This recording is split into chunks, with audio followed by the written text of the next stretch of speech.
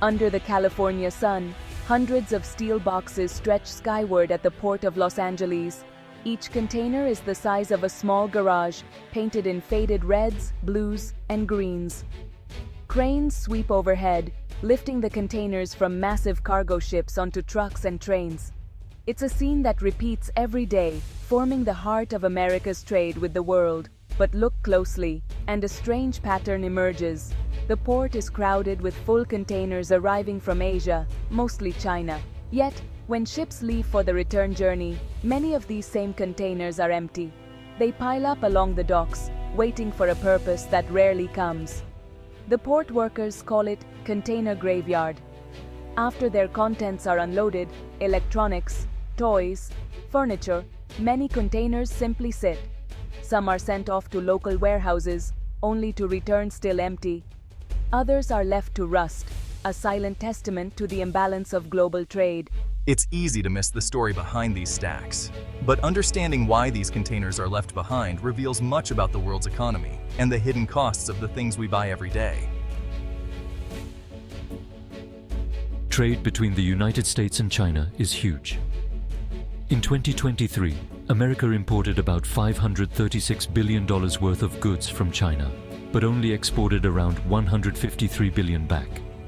This means for every container loaded with Chinese products arriving, far fewer are filled with American goods on the way back.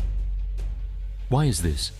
China manufactures many of the world's consumer goods: phones, clothing, laptops, and more.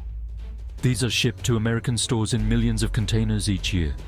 But the US exports fewer finished products and more raw materials, which do not always fill containers efficiently. This gap is known as the trade imbalance. It's not just about numbers, it's about cargo space. Full ships come in, but there's not enough export demand to fill them going out. As a result, the United States ends up with a surplus of empty containers. For ports like Los Angeles, this imbalance creates a logistical puzzle. What do you do with all the containers that have nowhere to go? The journey of a shipping container is not always round trip. When ships arrive from China, they unload goods quickly. But finding enough American exports to fill those containers is challenging.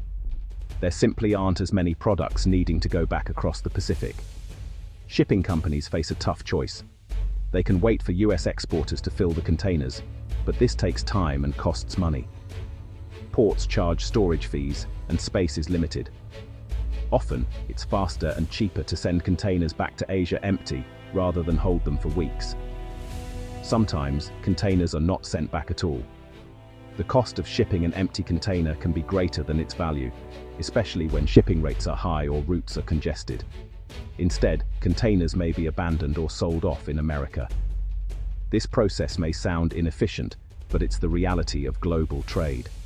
More imports, fewer exports, and the clock always ticking.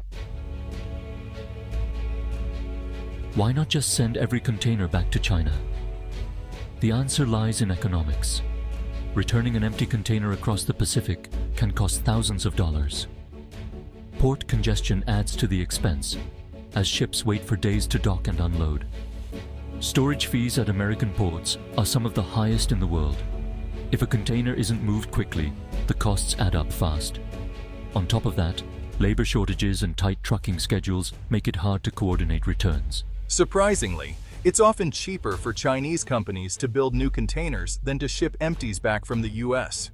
China produces about 96% of the world's shipping containers, using efficient, low-cost factories. For shipping lines, buying new units can be more reliable than waiting for old ones to return. This cycle means America accumulates unused containers, while China keeps manufacturing more. It's a system shaped by cost-cutting and global pressures, not just common sense. When COVID-19 hit in 2020, it sent shockwaves through the world's shipping networks. Factories in China shut down, ports slowed, and ships were delayed for weeks. Suddenly, containers were in the wrong places, stranded in Europe, stuck in the US, or sitting empty at Asian docks. As demand for goods bounced back, especially online shopping in America, ports like Los Angeles were flooded with imports. But containers were still scattered worldwide. Shipping companies faced record delays, and the cost to move a container from China to California jumped tenfold. The result? Even more containers piled up at U.S. ports, with no easy way to send them back. COVID turned the shipping world upside down. It exposed weak spots in the system and pushed costs even higher. It also forced companies to rethink how they managed containers and how vulnerable global trade can be to sudden shocks. So what happens to containers that never make it back?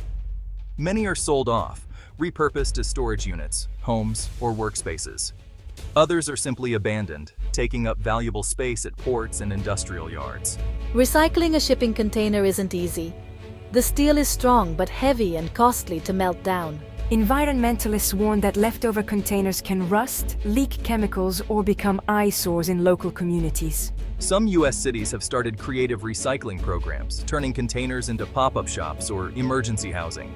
But this only uses a fraction of the hundreds of thousands left behind each year. The world's love of cheap goods comes with an environmental bill. We need better answers for the waste our trade leaves behind. Logistics managers see the problem every day. There's a shortage of containers in Asia and a glut in America. We're still playing catch-up from the pandemic, and the costs keep rising. Many experts believe the solution lies in smarter trade policies and better planning. Some call for more balanced trade, others for new technologies to track and reroute containers more efficiently. There's growing interest in closed-loop shipping systems, where containers stay in use longer and travel fewer empty miles. But big questions remain. Can global trade be both efficient and sustainable?